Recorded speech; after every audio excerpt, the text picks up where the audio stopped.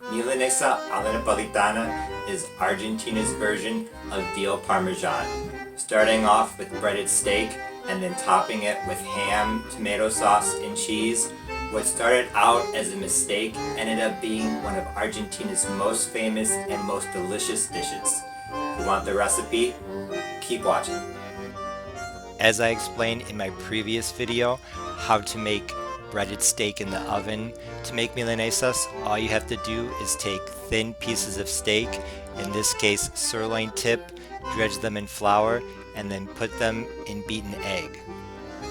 For more flavor, I add crushed garlic, chopped onion, parsley, oregano, and pepper to the egg mixture and let the pieces of steak marinate for at least 8 hours to overnight. However, since Argentines believe that salting meat draws out the moisture, I hold off on the salt until I put on the breading. To bread the meat, all I do is cover both sides with plain breadcrumbs with a little bit of salt and then press down to make sure that the breading adheres to both sides. I then put the milanesas back into the refrigerator for at least half an hour so that the breading has a chance to really adhere. Although you could definitely buy pre-made breaded steak or breaded veal cutlets for Milanesa alla Napolitana, if you want to make your own milanesas, please refer to my previous video. The link will be in the description box. So now it's time to make my Milanesa alla Napolitana. I took out the milanesa from the refrigerator about 20 minutes ago so that it could come to room temperature. I have a pizza pan here with 1 teaspoon of sunflower oil. Yes, this is an old pan. It's actually my Parnell pan. So once that video is up, you should take a look at it. Parnell is very interesting. I have 100 grams of mozzarella cheese that I grated quickly. I have cooked ham. I have some tomato slices and some other vegetables for a quick salad. And the tomato sauce. I have some leftover pizza sauce, but I actually prefer a different type of sauce for Milanesa alla Napolitana. This is half of a 28-ounce can of crushed tomato, to which I added 1.5 teaspoons of onion powder, 1 teaspoon each of oregano and parsley, half a teaspoon of basil, garlic powder, and salt, a 1/4 teaspoon of black pepper, 2 cloves of crushed garlic, and 1 tablespoon of sugar. So, in my opinion, for Milanesa alla Napolitana, it's better to have an onion-based sauce. I don't know why, but trust me, it's better. I mean, you can use whatever pizza sauce or whatever tomato sauce you want, but something with more onion is better with this. So my Milanesa alla Napolitana sauce is oregano and onion based. So I have the I have the oven preheated to 425. What I'm going to do is I'm going to put the raw milanesa in the pan. I'm going to put it in the oven for 5 minutes. Then I'm going to take it out and I'm going to flip it. And then I'm going to put ham, tomato sauce, and cheese. Not sure if I use all the cheese, we'll see. And then I'm going to put on some tomato slices. It's going to go back in the oven at 425 for at least 7 to 10 minutes, maybe longer. I'll let you know. So this is how I do Milanesa alla Napolitana. You could fry it, of course, but that's kind of heavier. There are ways that other people do this. Some people don't use sauce at all, they just use tomato slices. Some people put the sauce directly on the meat and then they put the ham on top and then the cheese, but that doesn't make any sense to me because then the meat will get soggy. Some people put the ham, the cheese, and then they put the sauce on the top. Because this sauce, it's not cooked at all. It's totally raw, just literally opened the can and dumped. But honestly, I think it'll be fine. But if you want to be on the safe side, then it makes sense to put the sauce on the top. So, even though I think this is the best way, this is how I ate Milanesa alla Napolitana for the first time. It was meat, ham, sauce, cheese, tomatoes, and then I'm going to sprinkle it with oregano. I like it that way, but it's not the end of the world if you do it in a different order. So I'm just going to take my milanesa, put it onto the pan,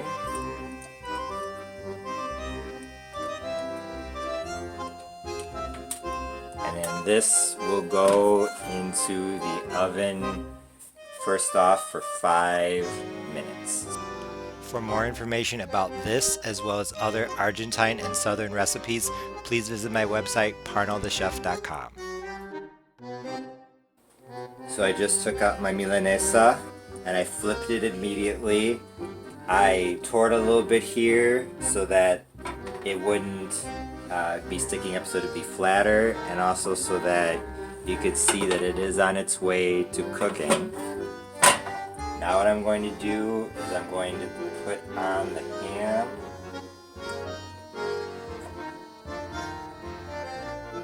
Put on 2 slices of ham. And I'm going to put on the sauce. According to legend, Milanesa alla Napolitana was actually an accident. As the story goes, there was a restaurant named Napoli in Buenos Aires on Bouchard Street near Corrientes Avenue. Corrientes Avenue will be very important when I do my pizza series, so you'll be hearing more about it. Supposedly, one night in the late 1940s, one of the regular customers of the restaurant came in and ordered a plain Milanesa. The head chef had already gone home for the night, so one of his assistants was in charge of making the customer's meal.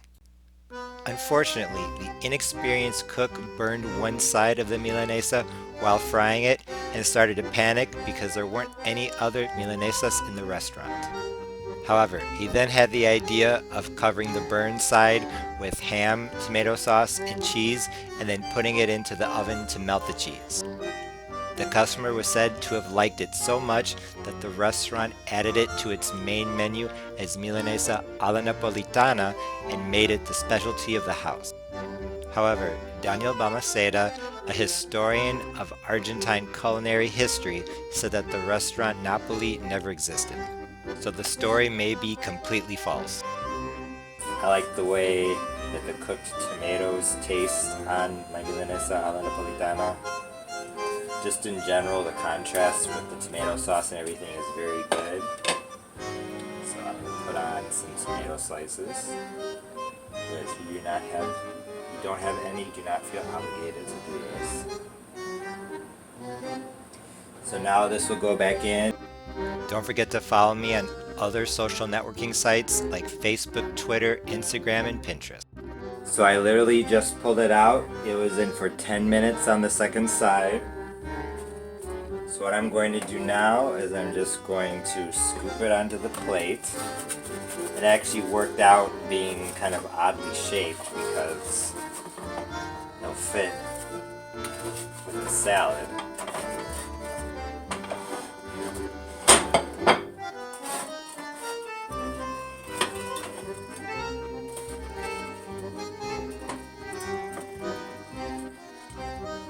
Now that this is on the plate, like I said I was going to do, I'm going to sprinkle it with some oregano.